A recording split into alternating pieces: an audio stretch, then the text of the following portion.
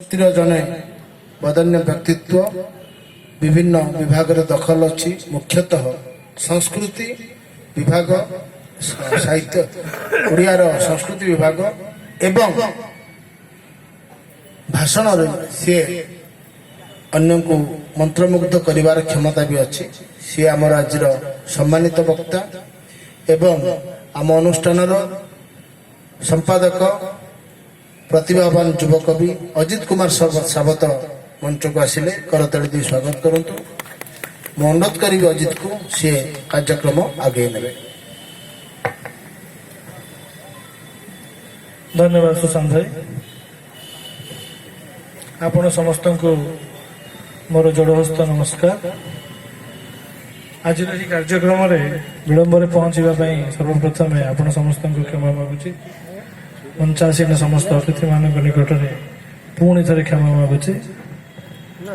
मो आगु मु जहाँ इनफर्मेशन बा सूचना पाई आम विभिन्न वक्ता किसी कही सारी किसी जन बाकी अच्छा से क्रम परवर्ती पर्यायर आम गहन उपस्थित आम सम्मानीय वक्ता श्री ज्ञान सागर को अनुरोध करुच्ची से निजर वक्तव्य प्रदान करेंगे।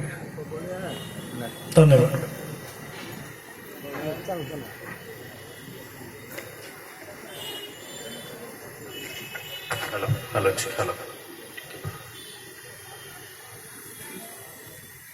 क्षीरमय सिंधु जे मा प्राण बंधु तुम्भे तो जगत पति हे एकी सम दृष्टि पताका कुपुणी एकी पक्षपात रीति हे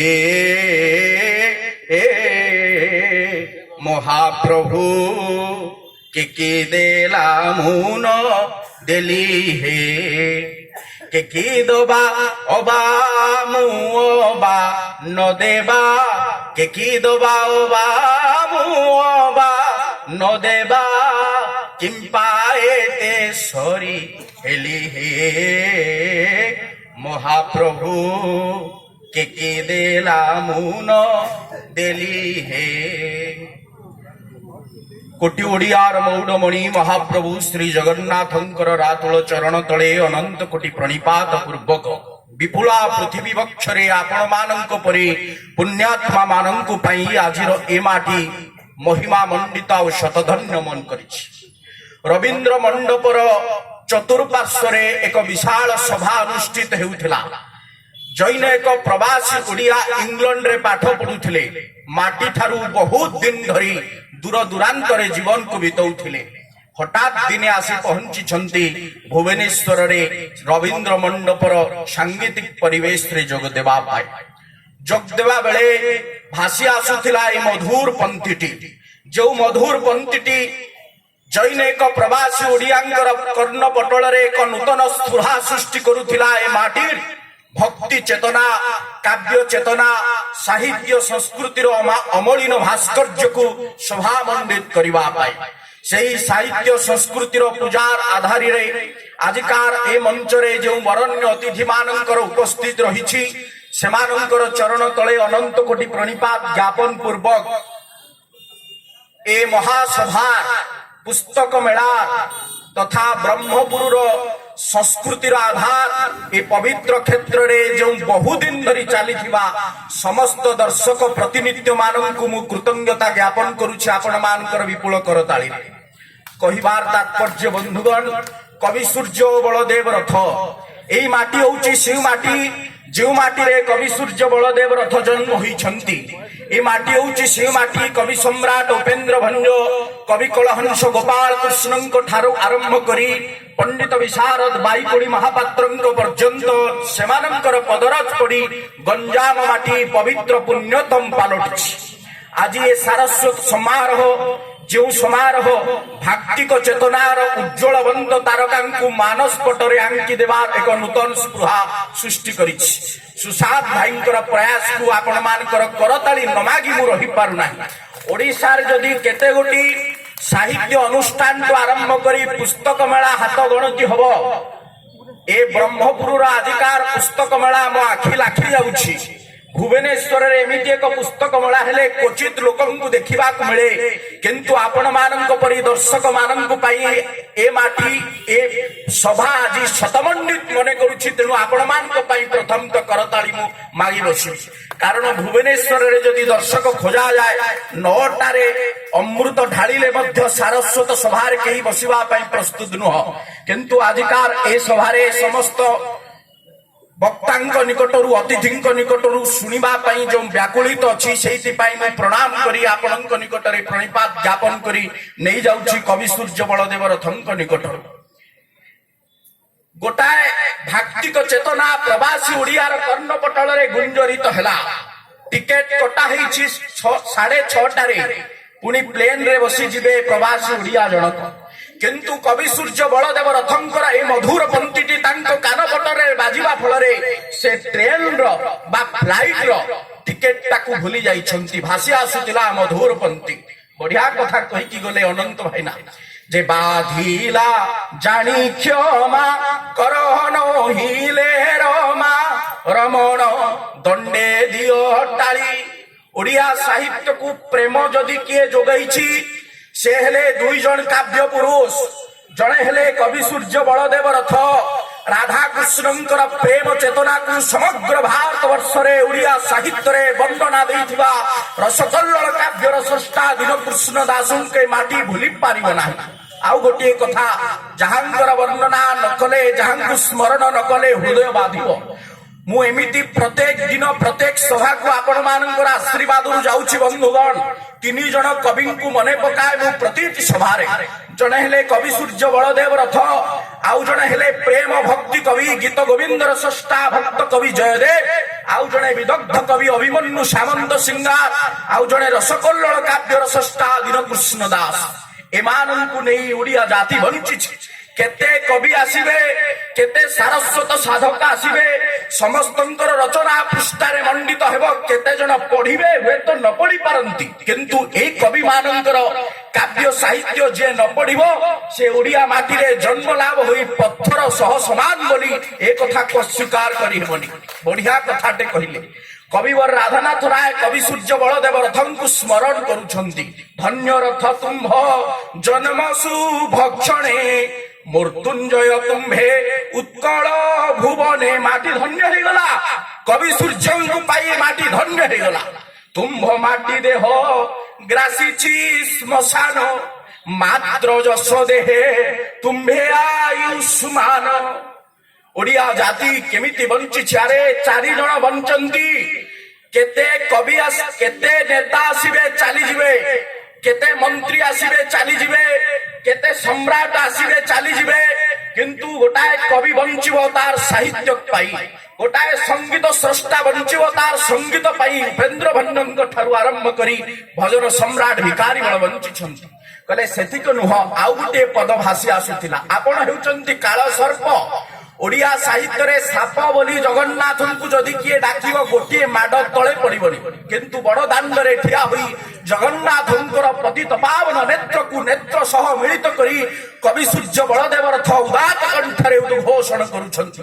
କାନ ନ ଥାଇ ଆଖି ଭୁଜଙ୍ଗ ଠାରେ ଦେଖି ନୟନ ସବାହା ବୋଲି ତାକୁ।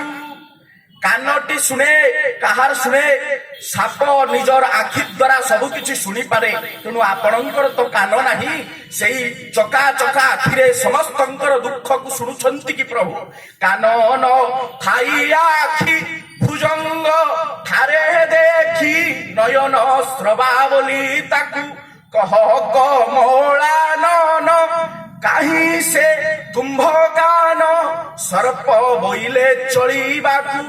ସାପ ଯେମିତି ଚାଲେ ସେମିତି ବିଶ୍ୱ ଜଗତର ମଙ୍ଗଳ ଉଦ୍ଦେଶ୍ୟରେ ଧରା ଧରିତ୍ରୀ ବକ୍ଷକୁ ବିଶ୍ୱ ପତିତ ପାବନ ରଥଯାତ୍ରାରେ ରତ୍ନ ସିଂହାସନକୁ ପରିତ୍ୟାଗ କରି ଆପଣ ଜଗତ କଲ୍ୟାଣ ଉଦ୍ଦେଶ୍ୟରେ ଆସନ୍ତି। ସାପ ତ ମାଟି ସହ ମିଶିକି ଆସେ, ଆପଣ ମଧ୍ୟ ଆସନ୍ତି। ସାପ ଆଖିରେ ଶୁଣେ, ଆପଣ ମଧ୍ୟ କାନରେ ଆଖିରେ ଶୁଣନ୍ତି। ସାପ ଆଉ ଜଗନ୍ନାଥ ପ୍ରାଣ ଭିତରେ ଗୋଟିଏ ଭାକ୍ତିକ ଚେତନା ମିଶି ଯାଇଛି। କବି ସୂର୍ଯ୍ୟ ବଳଦେବ ରଥ ହିଁ ଏହି କାବ୍ୟ ରଚନା କରିପାରିବାରେ ସମୃଦ୍ଧ। ତାଙ୍କ ବ୍ୟତିରେକେ ଓଡ଼ିଆ ସାହିତ୍ୟରେ ଏମିତି କିଏ ଯୋଗ ଜନ୍ମ ହେଇନାହିଁ ଯିଏ ଜଗନ୍ନାଥଙ୍କୁ କାଳ ସର୍ପ ବୋଲି କହିବ। ଗଲାଣି ତ ଗଲା କଥା लो ସଂଗାତ, ଗଲାଣି ତ ଗଲା କଥା।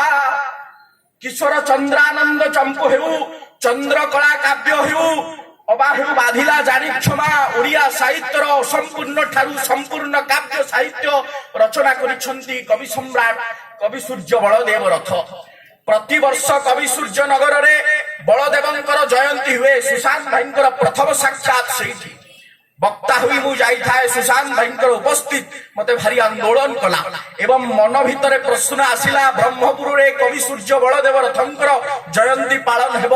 ସେଇ ସ୍ୱପ୍ନ ସମ୍ମିଳିତ ହୋଇ ଆଜି ଏହି ମାଟିରେ ଗୋଟାଏ ସାକାର ରୂପ ନେଇଛି। ଯେଉଁମାନେ ଭାକ୍ତିକ ଚେତନାରେ ଅଛନ୍ତି, ଜଗନ୍ନାଥଙ୍କର ସହ ଭକ୍ତିମୟ ପରିବେଶରେ କବି ସୂର୍ଯ୍ୟ ବଳଦେବ ରଥଙ୍କୁ ସ୍ମରଣ କରୁଛନ୍ତି, ସେ ତେଣୁକରି ଆପଣମାନଙ୍କ ଉଦ୍ଦେଶ୍ୟରେ ଏକ କରତାଳି ଆଶା କରୁଛି। ବନ୍ଧୁଗଣ, ଆଉ ମାତ୍ର ଗୋଟାଏ କଥା ନେବି।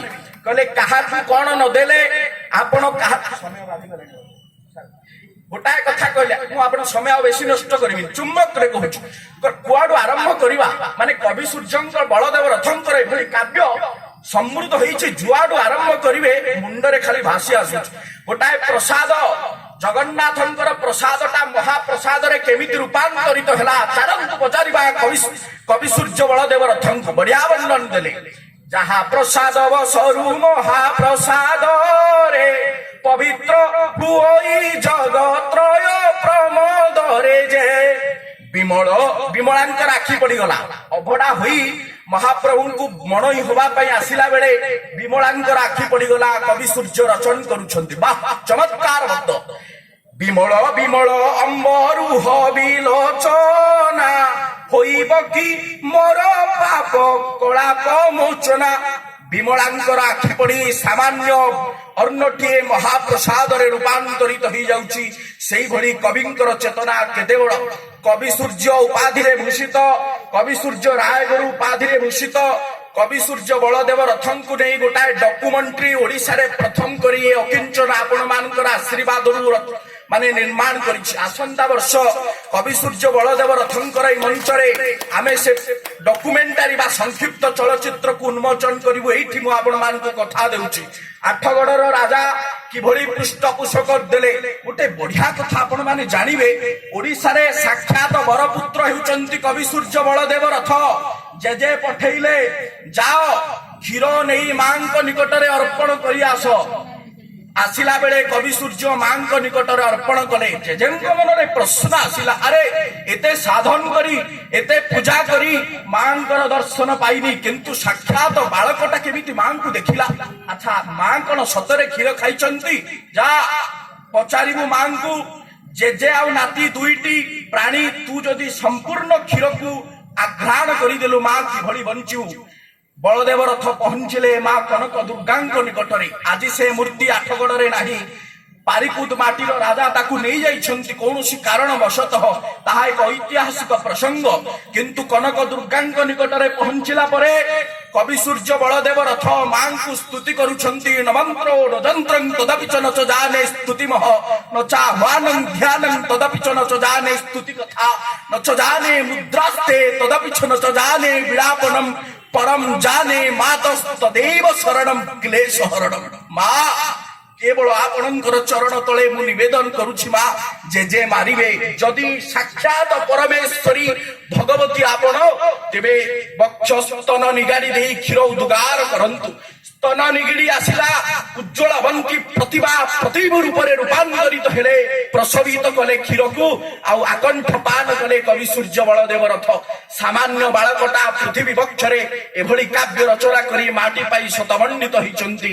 आपण मानकर सभारे आसी आपण मानक परी अनेक दर्शक मानक पाई मु बहुत कृतार्थ मन करूची। सुशांत भाईंकर जीवन दर्शन जदि हिंदू धर्म रे किछि थाए, आयुष प्रदान करने मोर आयुष सुशांत भाई को प्रदान करुछि एभली सभा सारस्वत चेतना को मंडित करंतु सभापति संपादक अतिथि मान को अनेक कृतज्ञता ज्ञापन करी ए मंचर ए अनुष्ठान शत दीर्घायु कामना करी मोर वक्तव्य को सांग करछि। वंदे उत्कल जननी।